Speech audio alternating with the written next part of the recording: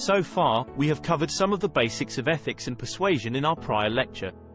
Now we are going to cover some of the general topics as we introduce the subject of persuasion. In this lecture we will cover critical thinking, speaking to persuade, logos, ethos and pathos, and we will close with a brief understanding of the psychology of persuasion. Let us dive right into the lecture and begin with the concept of critical thinking. Critical thinking is what we would call an active process in which we evaluate and analyze information in order to determine our best course of action. Critical thinking is something that we do by choice, and in persuasion it plays a major role when it comes to examining the messages we hear. It is by the practice of critically thinking that we examine a message for flaws or errors in reasoning, that we make reasoned judgments and try to rationalize or justify our conclusions. This is a skill which is developed over time as we discipline ourselves to think in this active way. It has become increasingly more difficult for people to develop the skill in critical thinking in our culture. There are many things which not only prevent this practice, but also which make it feel like an inconvenience. Today people have a universe of information in their hands. Literally, they have smartphones which they rely on for almost every question they may have. Very seldom it seems do people actually conduct their own research on a subject and think on it outside of the education context, and even that context it is becoming more and more obsolete. Many people find it too time-consuming to research and critically think about a subject, but do not seem to mind spending too much time on social media or other forms of entertainment. Many of the things which are used to help us develop critical thinking skills have begun to fade away and have been replaced with forms of entertainment which cause us not to think at all. But it is an important skill that we must develop and become skilled at, not only as speakers but also as listeners. Critical thinking itself generally has 6 components: listening, analyzing, evaluation, interpretation and questions, self-regulation, and open-mindedness. When actively thinking on what is being presented, critical thinking tends to follow these components, but they may overlap in some areas or be done in a different order at times. First, there is listening. Remember, this is not the same as hearing, which is a passive practice.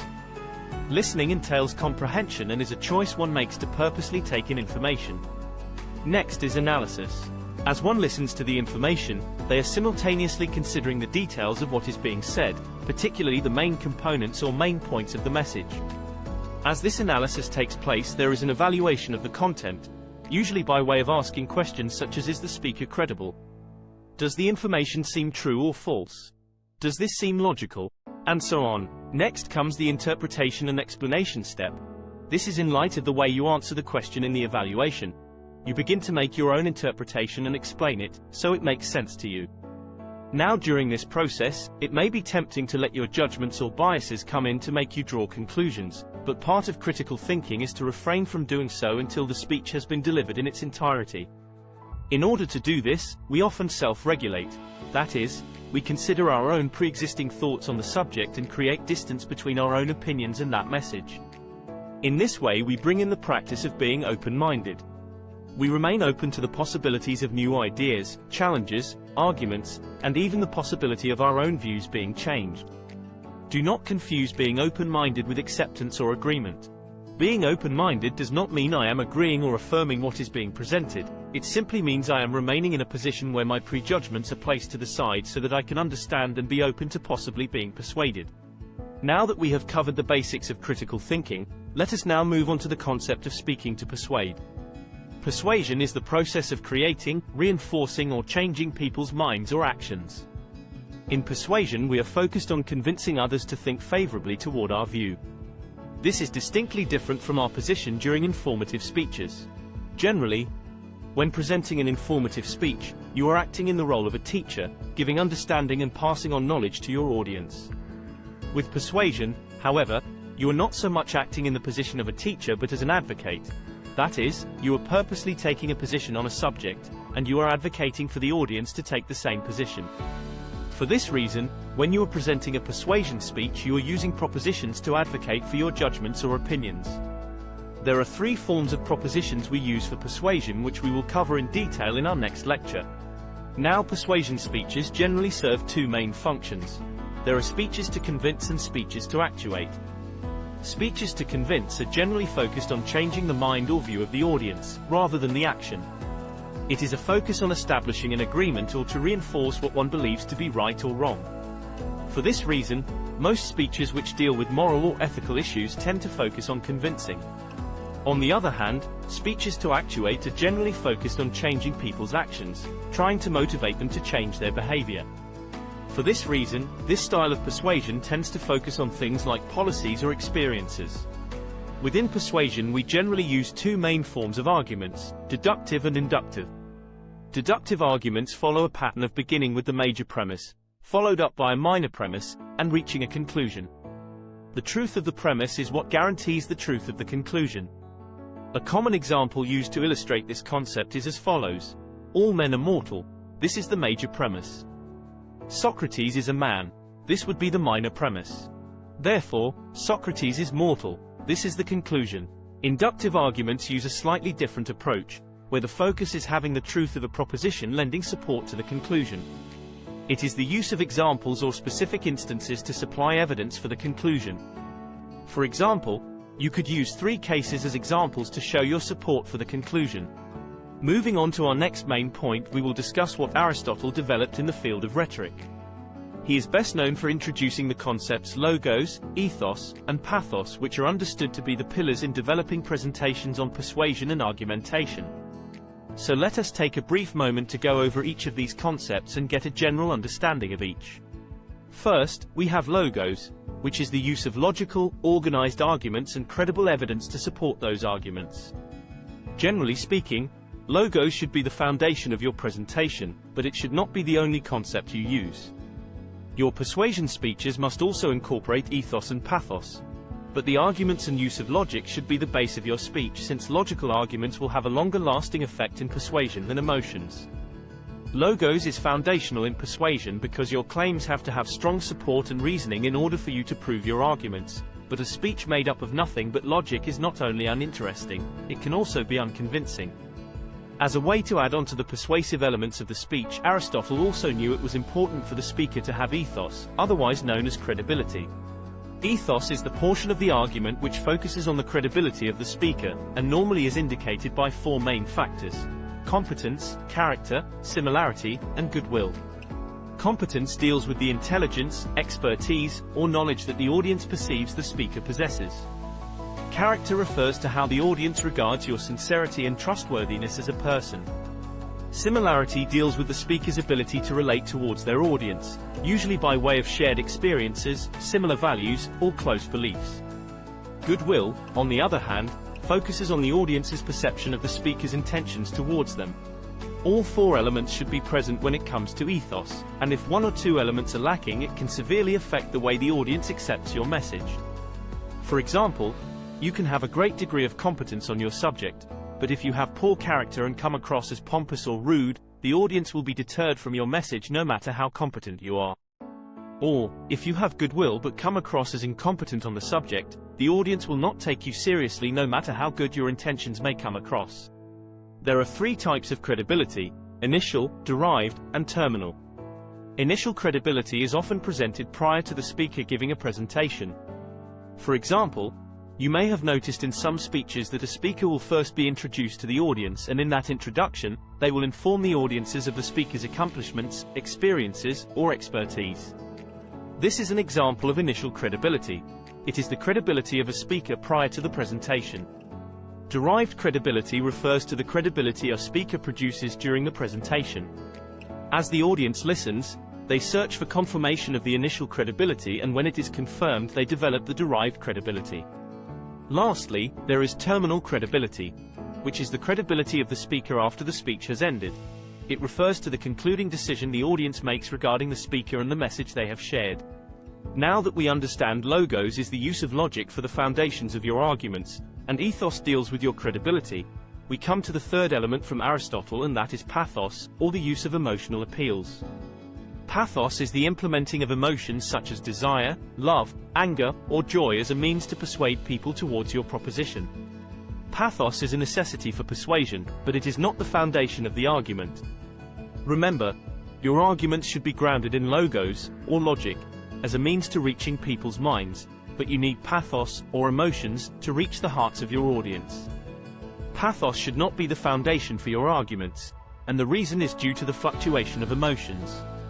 Emotions are not consistent. they tend to be fluid and can change quite rapidly, including in persuasion. Logic, on the other hand, tends to have longer-lasting effects and causes people to critically think long-term. For example, think of a romantic relationship.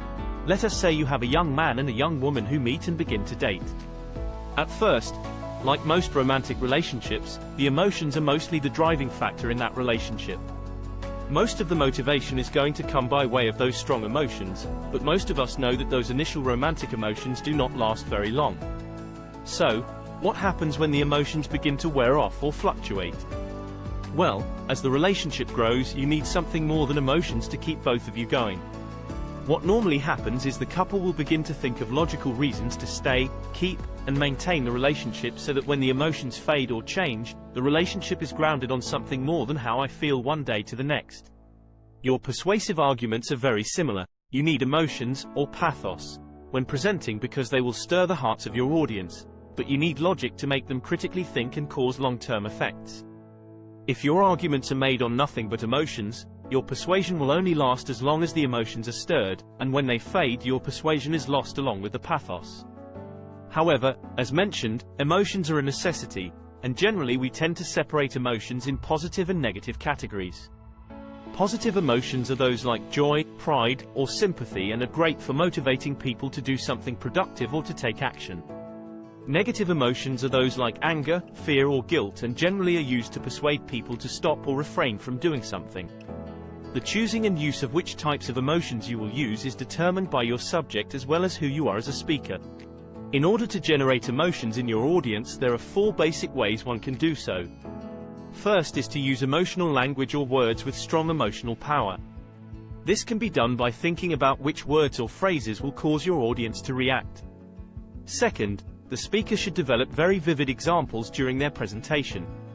Use descriptive language and give details describing what is felt, seen, heard, smelled, and so on. The more vivid the examples, the greater the emotional reaction. Third, speak with sincerity and conviction about your topic by using appropriate vocalics in your tone, rate, and gestures. Lastly, always try to find a way to relate to your audience and their needs. Perhaps the greatest way to accomplish this is to tell personal stories.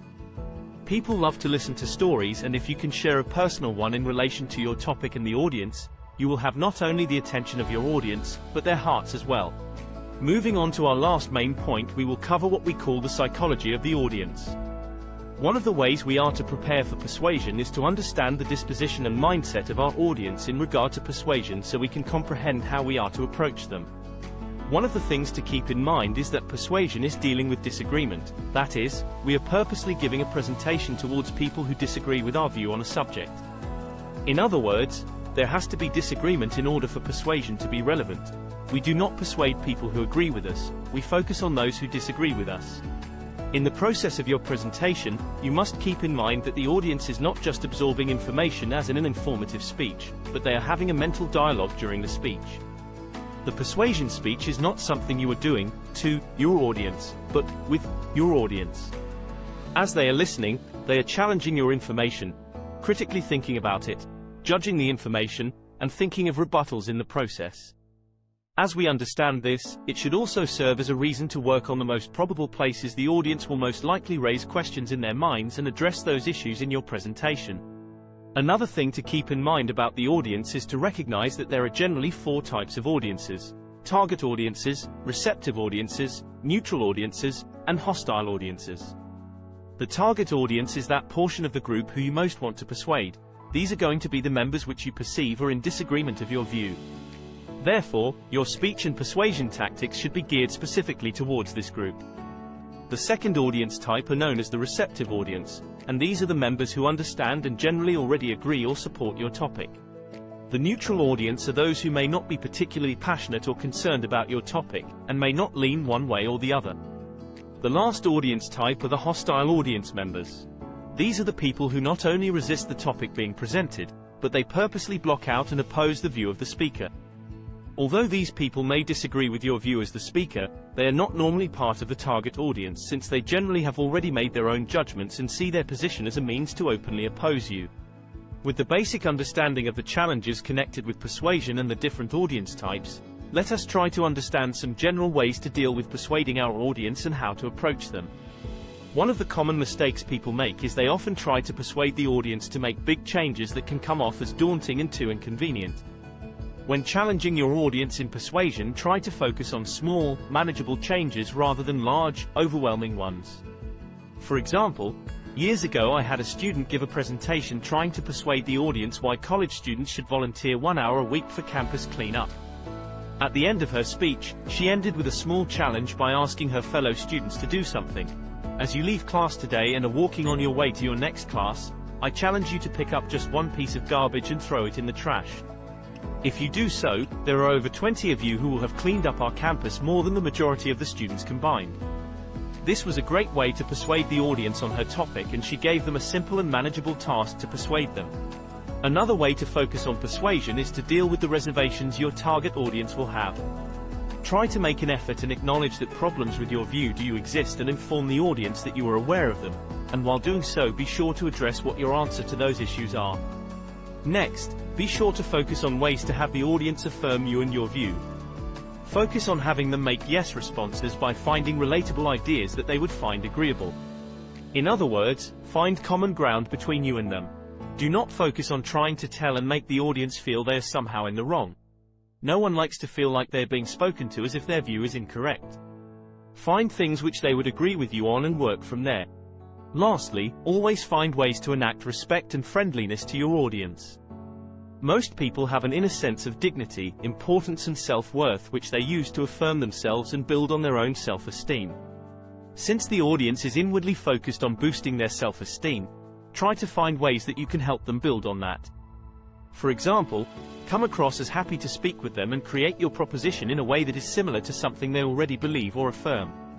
Remember, persuasion encompasses being able to relate to your audience and presenting yourself as a friend or someone who supports your audience, not someone who is their enemy or is there to make them feel demeaned. And with that we will conclude our presentation over persuasion. Keep in mind that persuasion deals with critical thinking and being able to convince your audience of your view by grounding your speech in logic, presenting yourself as credible, and emotionally relating to your audience for the purpose of changing their views or actions. You may find this advocacy approach a little overwhelming at first, but as you practice and begin to understand how to relate to your audience, there is no doubt that you can easily become a very persuasive presenter and influence your audience.